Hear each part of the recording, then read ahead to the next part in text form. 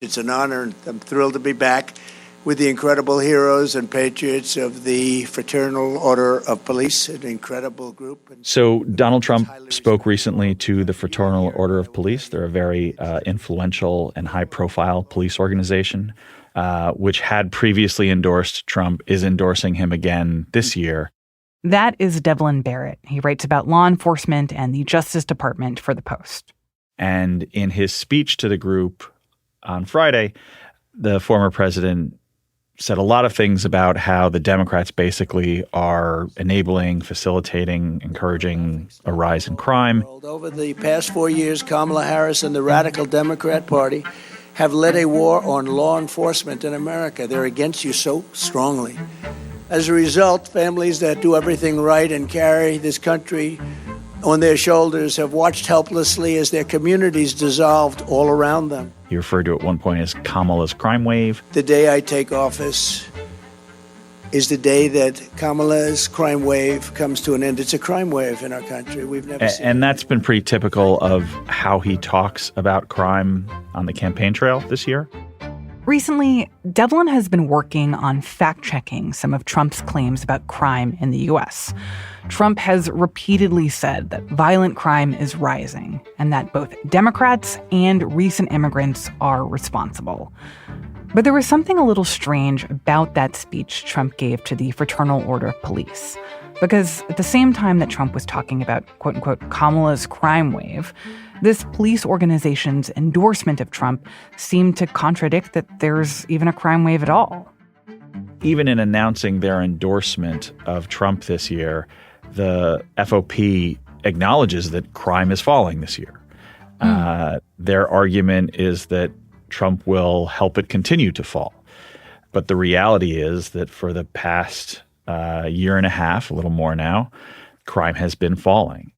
According to Devlin, violent crime in the U.S. has dropped significantly in the last 2 years after a spike in crime during the height of the pandemic.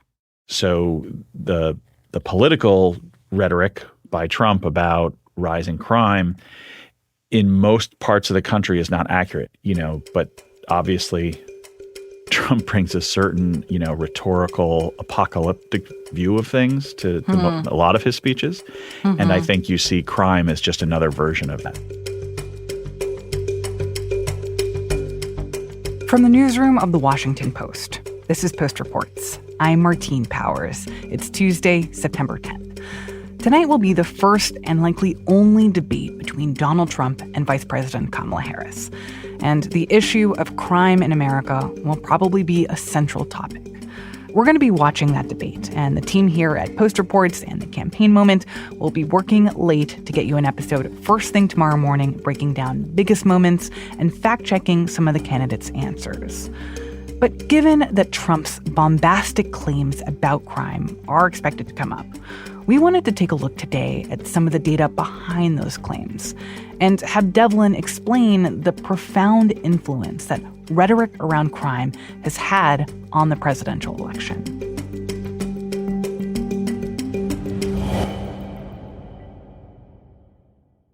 So I wanted to zoom out for a second and get a little deeper into the statistics. What specifically has Trump been saying on the campaign trail for the past few months about the state of crime in the U.S.?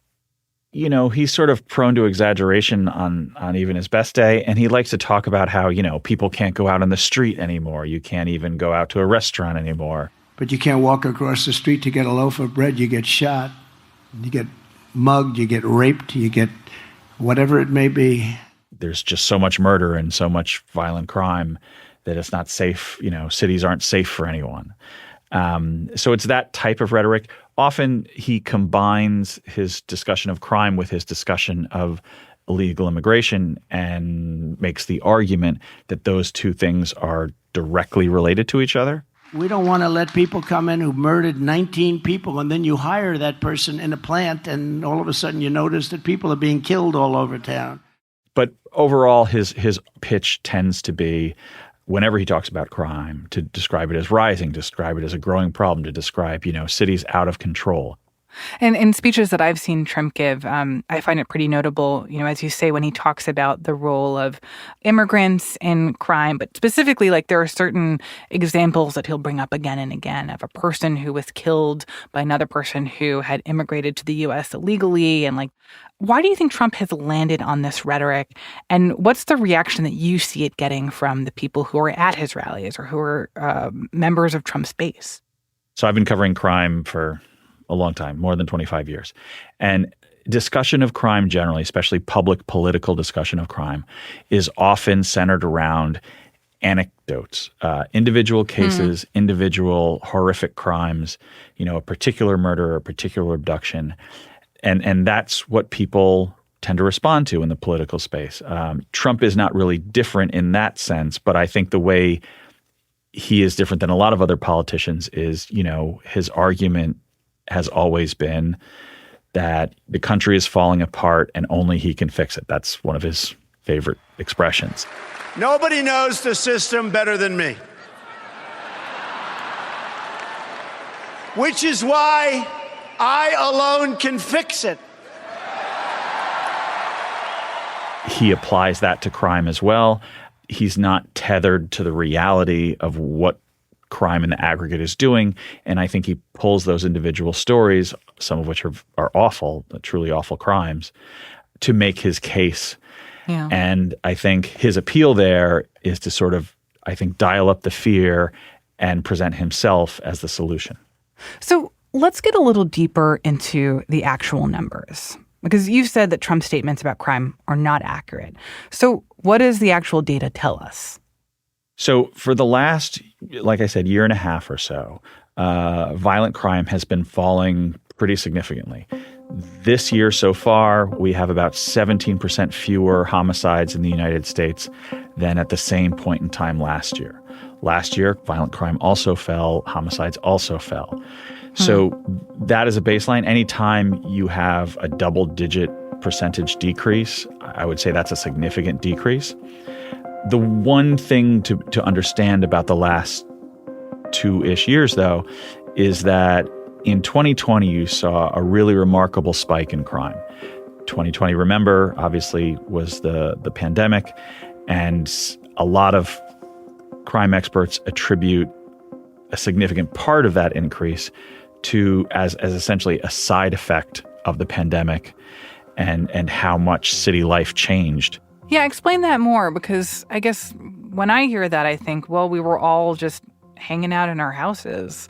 And certainly not all, and plenty of people had to go to work or were doing other things. But like, what was it about the pandemic that changed how crime was operating in cities around the country and sent that crime rate shooting up? So a couple things. One, as sort of a baseline premise, a lot of people who study crime would tell you that empty streets are more dangerous for crime than full streets. Oh, interesting. And then also you have to understand, in the pandemic, there were different things happening at different times. The pandemic was a long process. And you're absolutely right. I think all of us remember those, let's say, those first 4 months. There seemed to be no one out on the street. There seemed to be not much going on in public life. And people forget this, but in the first couple months of the pandemic, crime fell. And crime fell because there was no one out there, for the same reason traffic fatalities fell, because people weren't driving nearly as much. But what happened in the summer of 2020 is it really took off and exploded in a big way. And I think people can have differing interpretations as to why, but I think the two most likely answers to that big spike starting in, say, midsummer 2020 is, one, you saw all around the country pretty intense protests against police brutality. And I think one of the things that people genuinely don't quite get about the police is, if you want to catch a murderer, most of the time you need the public to do that. And if the public doesn't have faith in their police, they don't talk to their police as much, they don't share information with the police, and more crimes go unsolved. I think you can see moments like that in recent American history when people stopped telling the police what was happening, what they were seeing on their streets, and crime ends up going up as a result of that. So I think that's one dynamic of what was going on. And the other dynamic was, with fewer people on the street, criminals often have more room to operate, more room to maneuver because there's not witnesses. Interesting. And so I think both of those things played a factor. And you saw the largest single-year increase in homicide since they started studying this stuff happened in 2020. Wow. So that was 4 years ago. And what you're saying is that those rates have started to come back down. Why? Like what's been happening in the last couple of years that has started to turn that trend around? I think there are some theories that make more sense than others. One being that we have actually finished sort of the pandemic process and there are just more people on the streets in cities, in major U.S. cities, and that has led to a reduction in crime. Two, I think the police are trying to do some things a little faster and a little more aggressively, specifically when it comes to processing shooting scenes. The police have long been able to analyze spent shell casings, for example, and tie a specific spent casing to a specific gun based on the markings. But historically, that has been a process that can take weeks. One of the things that the federal government did in trying to help the locals solve crimes, because it's important to remember that the vast majority of crimes in the United States are investigated and prosecuted by locals. It's not really the Justice Department handling the average street murder. It is the locals. And so the federal government tries to help. And one of the things the federal government has been trying to do is provide more agents, provide more help in the form of same-day bullet casing testing. And even if they don't have a single witness, even if they have no help, that may be enough to put them looking in the right place for the right person. Wow. So it sounds like a lot of this is about speed, that law enforcement around the country are trying to use different tactics to be able to investigate more quickly or arrest people more quickly. I'm curious if there's anything else that you've heard that's like one of these theories for why the violent crime rates have started to come back down. Well, look, as I mentioned before, crimes get solved by people talking to cops. And I think one of the side effects of there being cities that have suddenly a large number of shootings is that the people who live in and around those shootings pretty quickly get fed up with that and want it to stop and want to do something about it. And so I think some of this is a natural cycle in which, because the numbers went up so much, you're starting to see more individual participation. The other big factor that I think is helping some of this is a lot of cities now are pushing local businesses to put cameras in the front of their businesses, and they will even help pay for it if the businesses promise up front to share the video if a cop ever comes asking. And one of the things you're seeing more and more in criminal investigations is more and more just private citizens or private businesses happen to have taken a key video that sort of helps them put a car to a shooting or put a person to a shooting. And it really makes a big difference. One thing I'm curious about is how much this is really a national trend. Like, where are the places in the country where this decline is most acute? And is this consistent, or is this just some cities that happen to be doing this particularly well, while other cities are still really struggling with their violent crime rates? So it is pretty consistent. I mean, there are some standout cities in terms of the decline. So, for example, the number that stood out to me in reporting my last story on this was Boston, because Boston, as of, I want to say, middle of the year, had all of 4 homicides in it. And Boston, isn't the largest city in America, but it's a pretty big city. And to have only 4 homicides is remarkable. There are a lot of cities that are seeing, pretty significant declines. Washington, D.C., the increases in homicides lasted longer in Washington, D.C. than a lot of other American cities. But now you're seeing Washington and Baltimore. Those numbers are coming down quite a bit. And in any given year, there are cities that are sort of on either end of the spectrum. For example, Miami, the city proper, has seen an increase in homicides this year. Not a huge one, but nevertheless an increase. And look, there are a lot of similarities city to city to city, but every city has its own police department. Every city is in some ways unique in how it experiences crime and how it tries to fight crime. Well, let's come back to how Trump has been talking about this, because as you pointed out, a lot of his rhetoric is not just painting this picture of crime going up, which, as you say, is largely inaccurate, but also specifically tying that with immigration, this idea that people who immigrated illegally are disproportionately responsible for violent crime. We will remove all criminal aliens immediately. All of the criminals, we start with that. We're going to get them out of here fast. Nothing good is going to happen with thousands of terrorists being in our country. We had 1 month. What do we know about the accuracy of that part of his claim? Yeah, that doesn't really track. There are certainly immigrants, people who are here illegally, who have committed horrible crimes. But if you're looking for the large-scale causes and perpetrators of violent crime in America, that's not a good place to look. The numbers don't add up that way. And obviously there are, significant gangs that commit significant crime.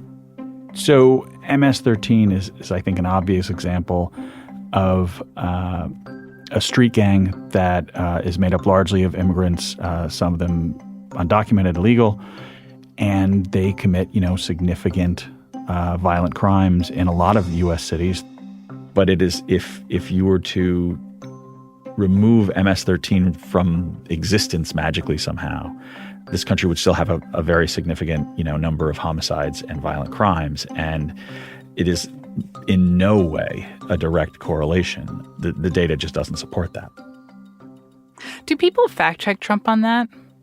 Like, has he responded to a correction of, look, there actually isn't a meaningful relationship between immigration or immigrants and crime, and also that his take on whether crime is going up or down is incorrect? So, look, I will just point out that when we wrote our story describing how crime is going down while Trump still says it's going up, we called the Trump campaign for comment, and what they said to us was, the Washington Post, is wrong. The Washington Post doesn't understand, and their argument was, well, you should compare the statistics from 2019 to today. And one of the things that happens. I'm obviously not a politics reporter. I'm a crime reporter. One of the things that happens in the political space when you're talking about crime is that politicians tend to pick the data set that matches the argument they most want to make and just say, well, this is the time frame you should look at. So when the Trump campaign criticized our reporting, they said, well, you shouldn't be comparing the last 2 years. What you should really do is compare it to 2019. And I guess they're interested in 2019 because that was before the pandemic and before that spike. And also, incidentally, it was like near the end of Trump's presidency. So they can make a comparison between, well, here's what it was like before the pandemic changed everything, and compare that with what's going on now. Right. So the thing you have to keep in mind is when the Trump campaign points to 2019 as being the comparison point, there's a lot of ways in which 2019 doesn't work as a comparison point because it's actually more or less midway through his presidency. He remained the president until early 2021. And so that big spike in 2020 in homicides and violent crime, that's while he was president. That happened on his watch. That happened on his watch. And I think the Trump campaign likes to point to 2019 because that is essentially the closest year to the pandemic where you can say crime was better then. We didn't have as much crime then as we do now. But the reality is, if the current trend continues much more, we will be back at the 2019 level. And some places are already well below the 2019 level. So, for example, Detroit, and again, every city is different. So every city experiences this a somewhat different way. But Detroit is down to a level of homicides not seen since 1966. Wow. And more cities are, sort of pushing past whatever their 2019 number was. Interesting.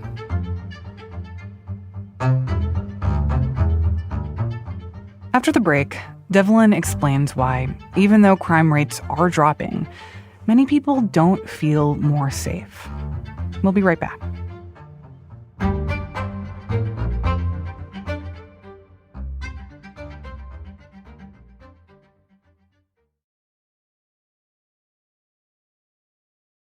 I want to broaden out here and talk a little bit more about this beyond just how Trump is characterizing it in campaign speeches or to his base, because I think it's easy to paint a picture that Trump voters are worried about crime and liberals are not worried about crime, and that crime has become a kind of political issue. When I think when you talk to people in cities around the country, whether they are largely conservative or largely liberal, a lot of people are worried about crime. And a lot of people have an impression that when they compare their concerns about crime now to what they were concerned about 5 or 10 years ago, they say, look, I feel more worried about X, Y, and Z, or there are certain places that I used to feel comfortable going at certain parts of the day or the night, and I don't feel comfortable going there anymore. Or there are things that have happened to me in the last 5 or 10 years that have made me question my feeling of safety, have made me sad, have made me worried, have changed my habits. And that it's not just that Republicans are worried about crime. And I guess I wonder how you think about that in terms of people's understanding of crime, not just being rooted in these numbers, but also being rooted in experiences and just a general feel. And that even if crime rates are down right now, that I think a lot of people don't feel that they are, or don't feel particularly safer than they did a couple of years ago. Absolutely. And I think one of the things that I try to do as a crime reporter is understand that anyone who witnesses a crime, is a victim of a crime, has a friend or a family member who's a victim of a crime, that is a very searing and scary experience. And that is the most important data point for anyone who has that. And it is absolutely true. If you look at 2020, 2021, and 2022, in many places in the country, there was a significant uptick in crime and violent crime in particular. And of course, that's scary. And of course, people feel that in a meaningful way. But I also think the reality is it's starting to come down.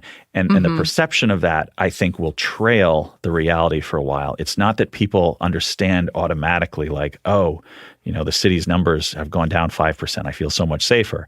That takes a while to sort of be digested and absorbed into everyone's lived experience. And I think we're still in the process of digesting and absorbing that. And P.S., the trend could change again. There's nothing that's permanent about any of these trends. That's why, people like me write stories about it and explain what the latest is. Yeah. No, that makes a lot of sense to me. And also makes me curious about nonviolent crime rates. And I don't know if that's something that you've looked at nationally, but I do wonder how that is influencing people's perception of crime, right? That even if you don't know someone who's been shot in the last year, if you know someone whose car was broken into, yes, it's not a violent crime, but it is something that doesn't make you feel great. Absolutely. And I would actually put it in slightly different terms, which is it's not even necessarily crime per se that people are upset about or that people see and experience. For example, in a lot of cities, there was a visible explosion of homelessness. Mm-hmm. There was a visual explosion of people with significant mental health problems wandering the street and accosting people. A lot of times when you talk to just regular people about crime, those are the first things they reach to, and those are the first things they think of because it is upsetting and scary to them. And look, technically, is a homeless person or a person having a mental episode accosting you on the street a crime? No, it's really not most of the time. But does that feel unsafe, and does that add to people's sense of crime is growing? I would say it absolutely does. And so some of these perceptions and concerns are driven as much by what I would think of more of as social policy problems than actually police problems. But the way the world works a lot of the time, it's the cops who handle those types of problems. And so it's understandable, I think, in some ways that a lot of everyday people see those things and think of it as crime being out of control when you're really talking about a slightly different problem. Mm-hmm. And that makes me curious where Vice President Kamala Harris lands on all this, because she is in a very interesting position, as we've talked about on the podcast before. The fact that she is a former prosecutor, that she really built her brand being like, quote unquote, smart on crime, as she described herself, but then had to backpedal from that in 2019 and 2020 when it seemed like the sort of Democratic winds were shifting in another direction, and where she had to be more nuanced in how she talked about that tough on crime experience. And in some ways, it seems like she sort of swung back in that direction now. But yeah, like, where does her potential presidency fit into this picture when it comes to the fact that violent crime nationally has been going down? So a couple of thoughts. One, I think it's worth remembering that, she's not running against herself. She's running against Donald Trump. And Donald Trump is characterizing her in a way that's designed to, rally conservative voters to his side, make them dislike and distrust her as someone who's soft on crime, and hopefully peel independent voters to distrust her as well for the same reason. So what her record actually is, I would say, is, smart on crime is an almost stereotypical Democratic approach to political questions about how to handle crime. And she was a prosecutor. There was a period when she was running for president in the Democratic primary where one of the, liberal-based knocks on her was Kamala is a cop. To be honest, I think in 2024, Kamala is a cop is, in a general election, probably a plus, not a minus. But, it depends a lot on which audience you're most focused on trying to bring over to your side or not lose. I think given that you're being attacked from the right as being soft on crime, I would expect her to continue embracing that part of her background as opposed to trying to, weaken it or put it below the radar. Mm-hmm. And then, of course, there's the added wrinkle here that not only is Vice President Harris making that argument of, I used to be a former prosecutor and I know how to deal with crime, but also she's running against someone who is recently criminally convicted in Trump, and though he hasn't been sentenced yet, that that she sort of, I think some Democrats see her as like there to remind us that Trump has committed crimes. Well, exactly. And keep in mind, too, that this is one of the ways in which this election sort of reverses the roles for some of these people. So, for example, there was a story not too long ago about a pardon that Trump issued when he was president, and the person he pardoned ended up committing another crime. And his campaign statement to that story was, President Trump believes everyone who's convicted of a crime should go to jail. Obviously, that statement means something very different when you're talking about Trump himself being convicted of crimes. And, at the same time, again, this is how some of these roles get reversed. The Fraternal Order of Police has endorsed a guy who was convicted earlier this year of 34 crimes. So obviously, when people talk about crime, sometimes they mean different things. Like a distinction between financial crimes versus violent crimes, and like, are the crimes that Trump was convicted of committing, are those crimes that people are like worried about in their day-to-day life? Absolutely. Sometimes when people talk about crimes, they're not talking about crimes in the boardroom or in the government or, on Wall Street. And sometimes when they're talking about those crimes, they are talking about those things. So it's really worth asking, for a lot of reasons, it's really worth asking, well, when you talk about crime, what are you talking about? So tonight will be the first and potentially only debate between Trump and Harris ahead of the presidential election. And I feel relatively confident in expecting that crime is going to be brought up tonight. It's going to be talked about by both candidates. What facts should we be armed with as we watch? And what will you be watching for tonight as crime enters the discussion and the debate here? So I think one thing that you have to always be cautious of when you're watching a national debate that mentions crime is most of the things that regular voters care about when it comes to crime are handled at the local and state level. The level at which the federal government gets involved is a very high level. It involves funding, which is, I wouldn't diminish that at all, but it's not a thing that excites people very much. But the meat and potatoes of law enforcement, of dealing with criminals and preventing crime, that happens at a local and state level. And, it is the nature of politicians, even presidential politicians, to promise to do all manner of things to fix crime or to make sure certain things never happen again. I just think smart voters should keep in mind that the president of the United States can manage some things on the margins of what happens in crime in America, but most of those things that average voters care about are determined by their local police chief, their local mayor, the people they live right nearby. Having said that, I will definitely be watching the debate to see how they talk about crime in the sense of street crime, violent crime that scares people. Because I think if you look at the dynamic of the race so far, the dynamic is Donald Trump trying to paint Kamala Harris as someone who is soft on crime and will make whatever crime problems this country has worse. And I think she is trying to use her record and her resume to show that that's not true, and to show that he is himself a criminal who should not be the president again. And to me, if she can turn that back on him, that would be an interesting back and forth between the two of them, I think. Well, we'll see how that will all play out. Devlin, thank you so much for chatting with me. Thanks for having me.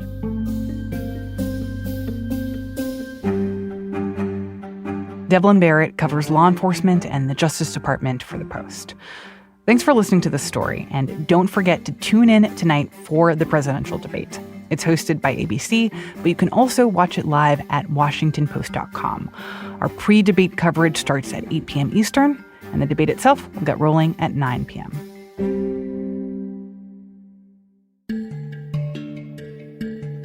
All right, before we go, here's a little more news from today.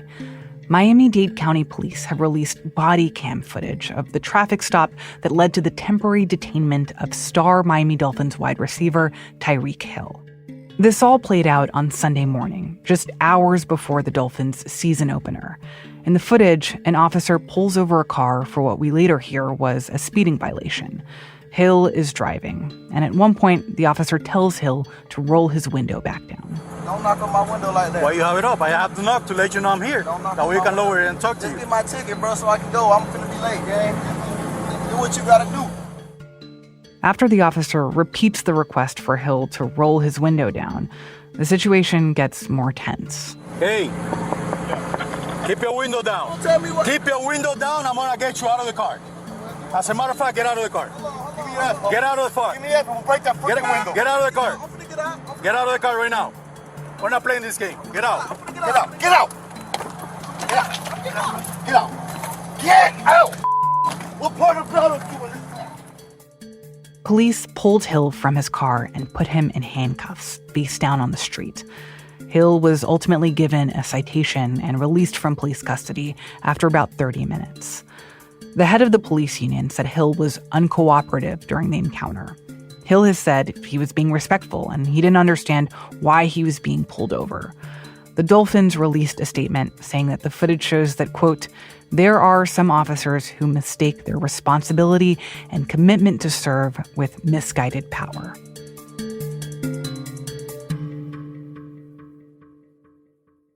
On a lighter note, we've got something that we want you to listen to. The new season of Try This from The Washington Post. This is a podcast about growth and self-improvement. And in the latest episode, out today, they are talking about affirmations, learning how to use I am statements to bring down stress, build resilience, and take steps toward achieving new goals. I just listened, and I gotta say, it has left me so inspired to wake up in the morning, look in the mirror, and do my own affirmations. I am smart. I am strong. I am a great podcast host. I am smart. I am strong. I am a great podcast host. Anyways, listen to that episode by finding Try This in your podcast app. That's it for Post Reports. Today's show was produced by Rennie Svirnovsky with help from Alana Gordon. It was mixed by Sean Carter and edited by Peter Bresnan. Thanks also to Debbie Wilgorin. I'm Martine Powers. We'll be back tomorrow with more stories from the Washington Post.